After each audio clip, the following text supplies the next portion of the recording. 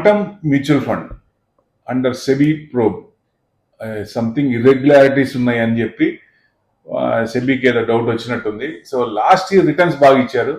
వాళ్ళ అంటే డిస్క్రిపెన్సీస్ కొన్ని ఇదో అని రెగ్యులేటర్స్ మేనేజ్ కొంతమంది చేశారు.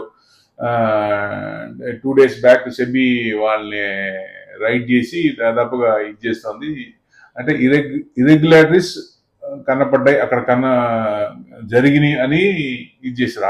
ఆడిట్ ఫార్మ్స్ కూడా సబ్మిట్ చేశారు రిపోర్ట్ సెబీ సంథింగ్ జరిగిందని. అది ఏం జరిగింది ఏంటి అనేది బయటికి రాలేదు మటుకు. సందీప్ టాండన్ ఆయన కూడా సాటర్డే అంత రెస్పాన్స్ ఇవ్వాల, సెబీ ఇచ్చిన క్వరీ మెయిల్ కి రెస్పాండ్ అవ్వలేదంట.